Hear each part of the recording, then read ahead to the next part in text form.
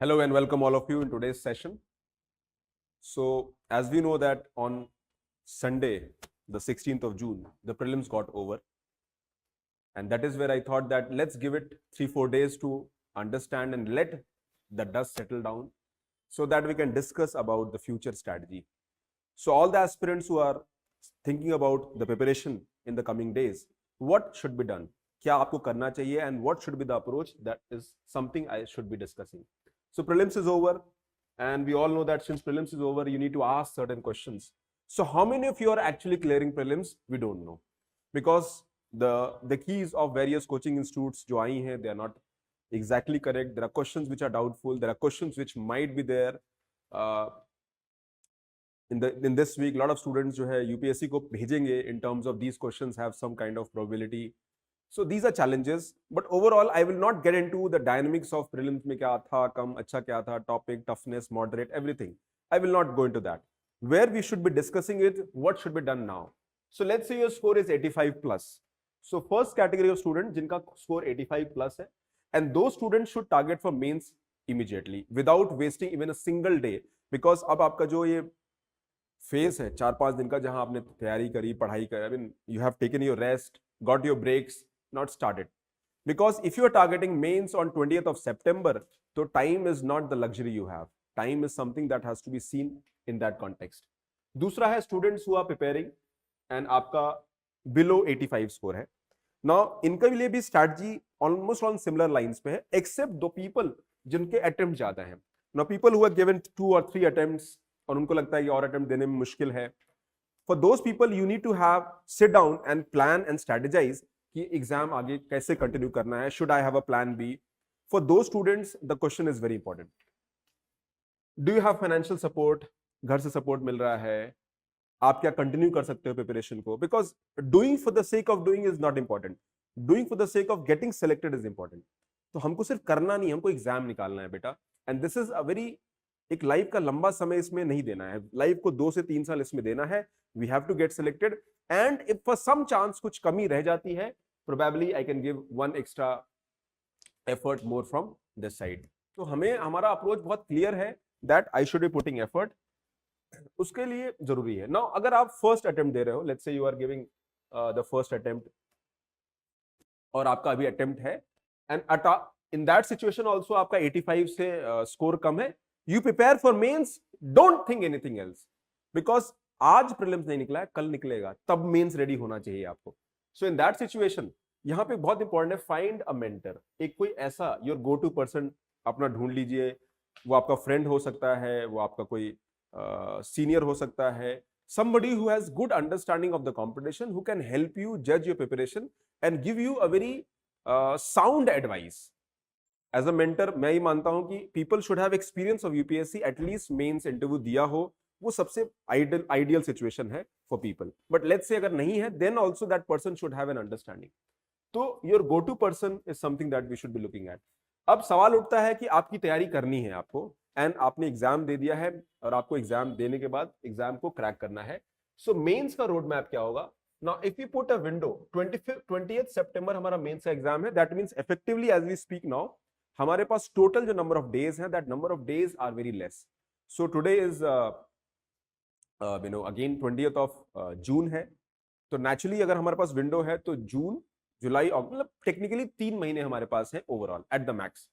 सो 3 months के window में क्या करना है? First thing first, you have to prioritize. आपकी प्रिपरेशन के 3 एरियाज हैं, जीएस, एसए एंड ऑप्शनल.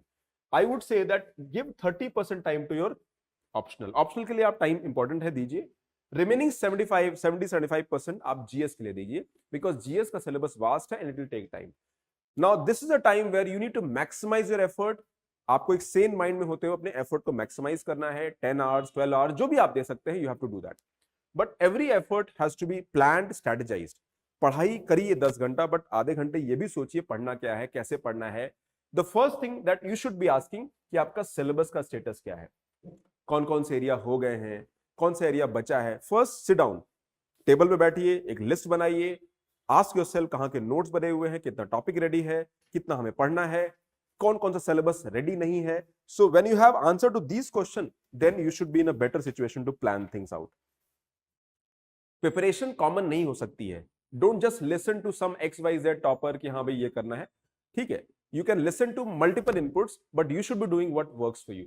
तो यहां पर स्टेटस और सिलेबस हमें तय करना, आपको पूछना है कि मेरा सिलेबस का स्टेटस क्या है and what are the remaining areas जिसको हमें करना है, and for that you need to have a timeline also. जब इस पूरे प्रोसेस को फॉलो करेंगे you have to ask one thing that इसका कॉस्ट बेनिफिट एनालिसिस क्या है, can I do it, will it fetch me marks. For example अगर आप वर्ल्ड हिस्ट्री पढ़ रहे हो, PIC पढ़ रहे हो, पोस्ट इंडिपेंडेंस कंसोलिडेशन पढ़ रहे हो, यहां से एक जो जनरल ट्रेंड है, क्वेश्चंस कम आए हैं, so automatically the chance of you getting higher effort here in this will not make sense। तो इसलिए इस बात को समझना बहुत जरूरी है कि आपकी तैयारी में ये इनपुट्स पे हमें काम करना होगा। नाउ गोइंग फॉरवर्ड, अगर हम फर्दर देखते हैं, if you further go forward, तो हमें अपने प्रिपरेशन को डिवाइड करना है। और इसमें एक और चीज है, always have a revision time. Revision time को आप रेगुलर करिए, रिविजन टाइम को आप रेगुलर करिए, रिविजन टाइम को आप फॉलो अ 10 to 20% रूल, यानी आपका जो टाइम है उसमें 1-2 घंटा रिवीजन में जाना चाहिए। So that is how it has to be there, because revision अगर करेंगे तभी प्रिपरेशन अच्छी होगी। जो आप बनाते हो उसकी तैयारी के साथ रिवीजन करना है। Now first of all prioritize and divide the effort. अब आपने स्टेटस ऑफ सिलेबस तय कर लिया और डिवाइड करिए। नाउ देयर आर एरियाज जो मेन स्पेसिफिक सिलेबस है, एथिक्स हो गया, Indian society, disaster management, internal security, some areas of governance, Indian society, social justice. तो ये सारे एरियाज जो है मेन स्पेसिफिक है, इनको आपको कंप्लीट करना है। तो आपका कुछ टाइम इस पे जाना चाहिए, वेयर यू स्टार्ट मेकिंग, इसको पढ़िए, एक प्राइमरी सोर्स से उठाइए और इसके शॉर्ट नोट्स बनाना शुरू करिए, short notes to the point, और ब्रीफ तरीके से बनाना को शुरू करिए। आपके जो हैंडआउट या बुकलेट्स या क्लास के नोट्स है उनको भी आप फॉलो कर सकते हैं, बट अपने शॉर्ट बना सकते हैं। दूसरा है जो syllabus, the syllabus which is common with prelims examination, जो प्रीलिम्स के साथ आपका सिलेबस कॉमन है, वो सिलेबस एरिया आपका रेडी है। Environment, science and tech, economy, polity, automatically these areas should be area जहां पर आप तुरंत जो है रिवीजन स्टार्ट करिए एंड स्टार्ट आंसर राइटिंग। एक एरिया पिक करिए एंड उस पे PYQs उठाइए या प्रैक्टिस क्वेश्चन उठाइए एंड सॉल्व करना शुरू करिए। And moment you do that you are in the mode of writing. Writing में आपको minimum average you should be doing 2 to 3 answers per day, ये आपका एवरेज होना चाहिए। दैट मींस एक महीने में आपको 60-70 आंसर आपको लिखने हैं। सो नेक्स्ट 3 मंथ में even if you write 200-250 answers आप लिख लोगे, that will at least make sure that you can crack the exam. अब एक और चीज है, the one area where I always felt that students lack is essay. Essay is a priority area और essay पे आपको काम करना है, बट एसे को करने से पहले make sure your ethics is ready, because essay का जो फिलोसफिकल क्वेश्चन है, फिलोसफिकल एरिया है, वो नहीं आ पाता है, and thereby it is important that you complete ethics first and complete it. तो यहाँ जो मेन स्पेसिफिक सिलेबस है इसमें एथिक्स को प्रायोरिटाइज करिए, बिकॉज ये बड़ा एरिया है, it will take some time. अब उसको आप मिक्स भी कर सकते हैं, again there is no common study plan, वो प्रायोरिटाइज करना होगा। हाँ, ये हम डिस्कस कर सकते हैं बेस्ड ऑन कि आप क्या कर सकते हो, क्या नहीं कर सकते हो। आपके प्रायोरिटी एरियाज क्या है? प्रीवियस ईयर क्वेश्चंस, सबसे पहले previous year questions, gold mine of information. जो अभी प्रीलिम्स का एग्जाम आया है, the people who have followed previous year question, they have very high chance of getting good marks.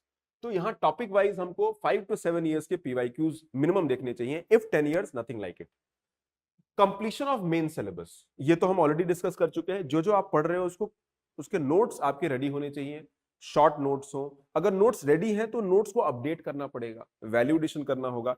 Try to bring everything at one place, एक जगह लेके आइए। When you try to bring thing at one place, you can revise and end में कम से कम 3-4 iterations, 3-4-5 revisions are very important so that you can write good answers। मैं अपने अनुभव से बता रहा हूं, I have given 3 mains and 2 interviews, और मैंने जिस अटेम्प्ट दिए मुझे लगा कि मेरे revision, even though there was a feeling कि मैंने अच्छे से पढ़ लिया है, but revision was lacking. The recall factor was something which can be improved, और ये एंड तक करना होगा इसको। Now coming to daily answer writing और वीकली आंसर राइटिंग, मैं डेली आंसर राइटिंग हम टारगेट करेंगे, but I would say write 20 answers per week. आप 20 आंसर पर वीक लिखिए, यानी 3 आंसर पर डे।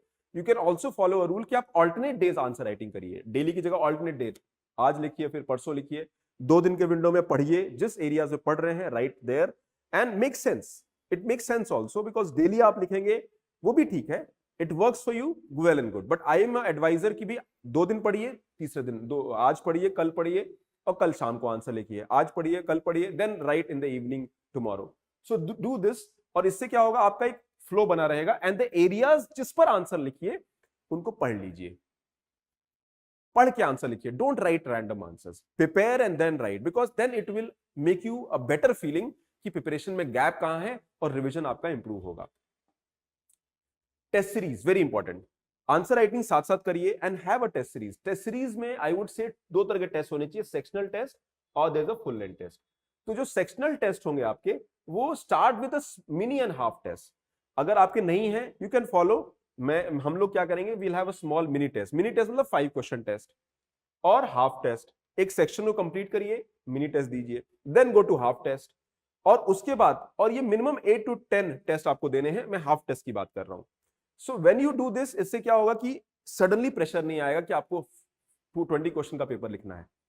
5 क्वेश्चन से स्टार्ट करिए, go to 10 question and then go to 20 question. Starting का 1 महीना सिर्फ 10 क्वेश्चन पे ही टारगेट करिए, 5 and 10। देन बाद में मिनिमम एटलीस्ट 1 जो है आपको देना पड़ेगा full length test. If you can write 2 well and good, but at least 1 आपको देना चाहिए, एंड 1 essay पर week is also an area which I would advise. तो मेंस की टेस्ट सीरीज मेंस प्रीलिम्स की तरह नहीं है। मेंस में अगर आपने अच्छी मेहनत की है, आंसर राइटिंग किया है, it will definitely fetch you very high reward. High reward game है UPSC, high risk high reward भी है। तो हाई रिस्क तो है, बट यहां पे स्ट्रेटजी एंड प्लानिंग का रोल बहुत इंपॉर्टेंट है, which can be there. Then you can prioritize your effort as per your weightage, ये बहुत जरूरी है। Don't study just for the sake of being studying. मैंने एग्जांपल दिया था वर्ल्ड हिस्ट्री का, पोस्ट इंडिपेंडेंस का, वहां से क्वेश्चन कम आते हैं, कोई जरूरी नहीं कि आगे नहीं आएंगे। उसकी प्राइमरी सोर्स को आप तय कर लीजिए, उसको पढ़िए, but make sure that there are certain low hanging fruit जिस पे आप ज्यादा फोकस कर सकते हैं। फॉर एग्जांपल इफ आई से डिजास्टर मैनेजमेंट, आपको 2-3 सवाल मिनिमम मिलेंगे, किसी किसी ईयर में 4 क्वेश्चन भी मिले हैं। Indian society at least 4-5 question you get, in social justice at least 4-5 question, internal security at least 3-4 question, यानी आपको 15 question on an average 3-4 areas से मिलते हैं, और इन एरियाज को पढ़ने में 2 दिन 4 दिन ऐसे लगेगा। That means in 15 days you can study the entire these sections. और इसके अलावा जो सिलेबस है, polity, economy, history, geography, environment, science and tech, वो आप पहले से प्रीलिम से पढ़े हुए हैं। इसके अलावा there is only one area which will take your time, that is ethics, उसमें आपको टाइम लगेगा। So what I would say that this is the what you have suppose to do as a process, आपको ये follow करना होगा, and qualitatively आपको एक difference नजर आएगा। यहां पर बहुत सारा आपको एफर्ट करना पड़ेगा। नाउ कम्स कि आपकी तैयारी अच्छी है, क्लास के नोट्स आपने बनाए हैं, रिवीजन कर रहे हैं। Now what you do in the value addition term. Value addition का मतलब है अपने आंसर्स को रिफाइन करना है, एंड ये कॉन्करेंटली चलेगा। डोंट थिंक दैट पढ़ाई कर लेते हैं अब वैल्यू एडिशन करेंगे।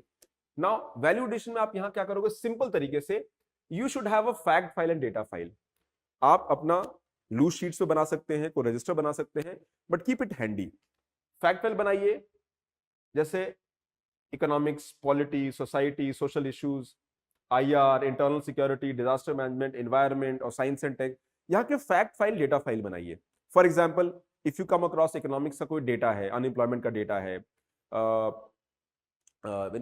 डेफिसिट का डेटा है, और फिर some any other data, social justice में वुमेन रिलेटेड इश्यूज का डेटा है, एजुकेशन का डेटा है, हेल्थ का डेटा है, स्किल डेवलपमेंट का डेटा है, ministry of statistics and programme implementation का डेटा है, वर्ल्ड इनइक्वालिटी रिपोर्ट है, वर्ल्ड इकोनॉमिक फोरम का डेटा है। All these datas have to be collected in a structured manner, और इसको पेपर वाइज इसको डिवाइड करिएगा, डिवाइडेड पेपर वाइज और सब्जेक्ट वाइज, ठीक है, पेपर वाइज और subject wise. So this is very effective, बहुत एंड में हैंडी होता है, इसको मल्टीपल टाइम रिवाइज करना होगा। कोट्स फॉर ऐसे अच्छे कोट्स को आप कलेक्ट कर सकते हैं, you can reread them so that it can help you. Ethics के लिए you can follow contemporary news. अच्छी बात क्या है, अगर आपका टाइम नहीं है तो मार्केट के सोर्सेज उठाइए, सबसे बढ़िया तरीका है। मार्केट में जाइए और मेंस के क्वेश्चंस उठाइए, पिछले साल के, 1 साल के, 2 साल के, बहुत सारी टेस्ट सीरीज ओपनली अवेलेबल है। हर सेक्शन का 4-5 पेपर उठाइए, कलेक्ट करिए, और उसमें से फैक्ट डेटा निकालिए और एक जगह कोलेट कर दीजिए। एक और अच्छा तरीका है that you can find toppers copy. Toppers copy आपको इंटरनेट पे बहुत जगह मिल जाएगा, थोड़ा सा एफर्ट करके टॉपर्स कॉपी को इकट्ठा कर लीजिए एट वन फोल्डर, और उनको ग्लॉस करिए, and if you find some data उसको भी रख लीजिए। अब उसमें एक ही दिक्कत है दैट डेटा ऑथेंटिक होगा ये पता नहीं, because you have to cross check that, ये एक समस्या होती है। ना रिमेंबर, यूपीएससी आपको अवार्ड मार्क्स तब करेगा when there is a novelty element and you bring contemporary relevance. UPSC के कोई क्वेश्चन के पीछे एक लॉजिक होता है and that logic has to be understood, और इसको आपके लिए आपके आंसर्स में, एसेज में आपकी कंटेम्प्रेरी रेलेवेंस आना चाहिए and also bring some novelty. अपने आंसर्स में कुछ नयापन होना चाहिए, कुछ फ्रेशनेस होनी चाहिए। You have to work on that and that is something, उस पर हम लोग बात करेंगे जब क्लास करेंगे, जब रेगुलर हम लोग टेस्ट सीरीज करेंगे तो मैं उस पर बात करूंगा। सो that is all for today. Thank you very much for time and patience. You have all the potential in the world. The only thing is that you don't realize it. And the best part of this preparation process is that you can do it if you are in the right approach, if you are in the right spirit, if you believe in yourself, if you have the right attitude, you can definitely do well and you can do wonders. और इसका opportunity cost बहुत important है बेटा। ये life का ऐसा समय है जो वापस नहीं आएगा। Learn from us, it will make a difference and you will definitely make difference in your life. Take care, bye.